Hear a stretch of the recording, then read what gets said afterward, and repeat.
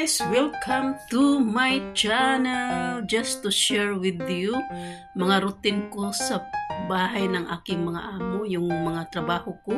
Especially kapag wala sila, yung matagal na wala sila, naglilinis talaga ako sa mga kabinet namin.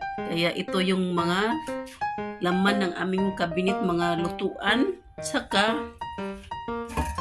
nilinisan ko siya. Yan, pinupunasan ko kasi medyo matagal na siyang hindi napunasan ng maayos. Kapag andito sila, busy. So ngayon, wala sila. Kaya pinupunasan ko siya. Tapos, lagyan ko siya ng mat katulad dito. Tinanggal ko yung tulad dito sa taas,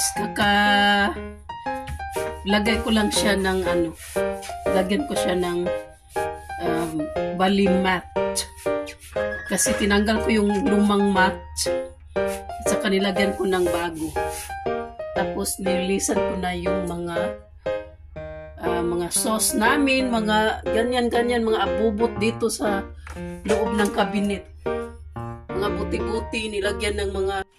Yan, dito sa bahay ng aking mga amo, ang dami naming mga paper bag ng Wing On, brown color. Yan. So, ang gagawin ko dito ay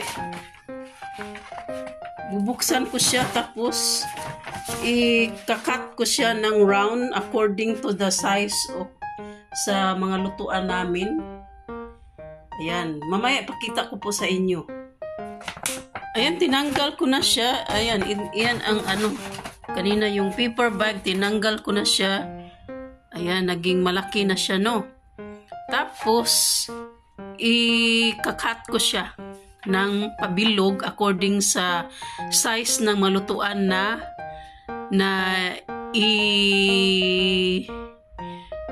ilalagay ko dito. Bali mat siya sa... Ayan, ganyan siya. Tapos, susulat ko ng round para ikakat ko siya. Yung parang ganyan. Ayan. Okay. Ayan. Kasi ang dami naming paper bag at hindi naman lahat nagagamit. Kaya, yan ang naging idea ko para sa bottom ng cooker. Ayan na siya, guys. Naging round na siya. Ito yung para sa dito. Okay? Tapos, doble siya. Dinubli ko. Lagyan ko na ng scotch tape dito. Tapos, ididikit ko siya. Ayan. Pagkatapos, madikit na siya. Lagyan ko ng scotch tape dito. Tapos, ididikit ko na siya doon. Okay?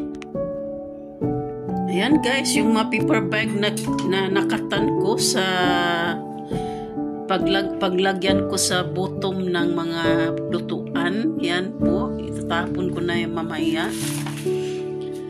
Habang nag-whitey-whitey si Ate Joyce, yan, may nagawa si Ate Joyce. Yan, malapit na akong matapos. Ayan. Ayan, ilagay ko na dyan. Ayan, malinis na, maganda. Ayan na siya, guys. Nung kinatkog, nilagyan ko na siya ng scotch tape sa loob. At para dumikit yung dalawa. At saka nilagyan ko doon sa pangdikit dito sa cabinet. Ayan. Ayan, dumikit na siya. Tapos, ilagay ko na dito ang cooker. It's like that. Okay. Ayan.